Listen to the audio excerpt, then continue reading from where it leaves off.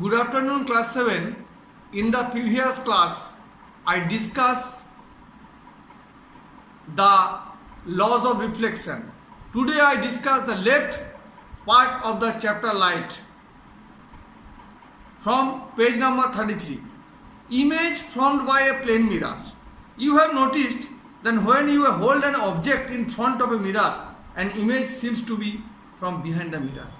इसका मतलब क्या हुआ? जब कोई ऑब्जेक्ट को हम लोग मिरर के सामने रखते हैं, पीछे उसका इमेज हम लोग देखते हैं. What really happens is that light from the object is reflected by the mirror and enter your eyes. मतलब क्या हुआ? इसका कारण है the image is formed due to reflection of light and it is formed in our eyes. Reflection के कारण हम लोग का इमेज फॉर्म होता है जो हम लोग आँख से दिखते हैं. The reflected ray seems to come from an image behind the mirror.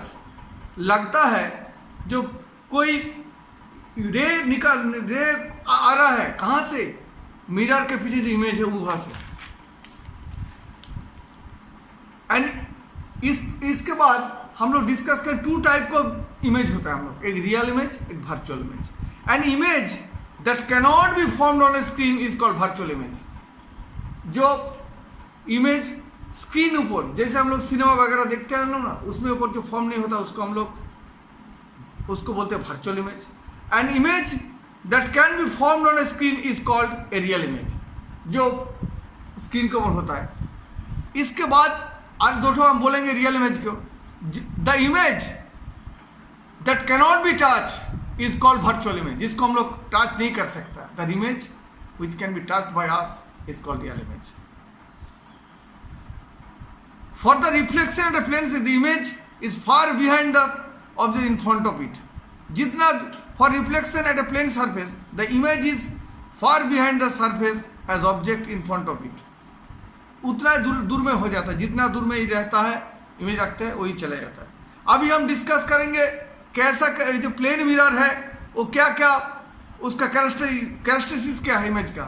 Number 1 virtual. क्यों वर्चुअल? क्योंकि उसको हम लोग टच नहीं कर सकता. नंबर 2 इरेक्ट, पूरा सीधा होता है, इन्वर्टेड इमेज होता है. At the same size of the object, माने जैसा आप लोग का इमेज जितना बड़ा होता है वो पीछे उतना ही बड़ा होता है, साइज दोनों का बराबर होता है. At the same distance from the mirror is the object and object. इस लाइन का थोड़ा गौर से आप लोगों को देखना होगा, केयरफुली वॉच करना होगा. जो मैं जितना दूर में मेरे इमेज के पहले खड़ा होता है, इमेज से अंदर में जो इमेज दिखा देता है उसका भी दूरी उतना ही होता है. मान लीजिए distance from the mirror and me is 5 metre, then the distance between the image and the mirror is also 5 metre. इसके बाद आ रहा है लैटरली इन्वर्सन. देखिएगा कभी जब हम लोग इमेज में देखते मिरर के पहले देखते हैं कुछ उल्टा दिखाते हैं, जैसे बी को उल्टा दिखा सकता है, एम्बुलेंस किसी वार्ड को देखा, इसको बोलते हैं laterally inversion. Image hold up. और कोई ऐसा होता है जिसका कोई जिस तरह भी देखें, जैसे एम को देखेंगे आप लोग, उसका लैटरली इन्वर्सन नहीं होता है. इसके बाद हमारा है कलर में. हम लोग it is colour, it is a mixture of 7 colours. Light is violet, indigo, blue, green, जिसको हम लोग विबजियोर बोलते हैं.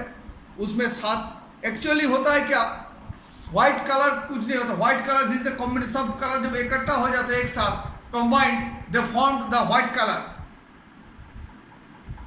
You have seen in the rainbow soap bubbles and film produce oil of water. You will learn about the white light splits into component colours. और जब light सादा light को हम लोग तोड़ते हैं उसको भी बहुत तरह का कलर हो जाता है. सब कलर जब इकट्ठा मतलब एक टुगेदर हो जाता है, एक साथ हो जाता है, वो बन जाता है व्हाइट. और उस व्हाइट का कलर जब हम लोग स्प्लिट करेंगे मतलब अलग करेंगे तो वो बहुत सारा कलर हो जाता है. इसके बाद आ रहा है primary colour.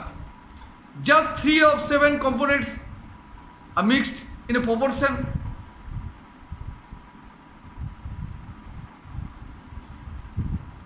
Such colors, remember that we are talking about mixing lights on a dance floor, not about mixing paints. Such colors are called primary colors. They can be mixed in a different proportion to get only white, but all the colors.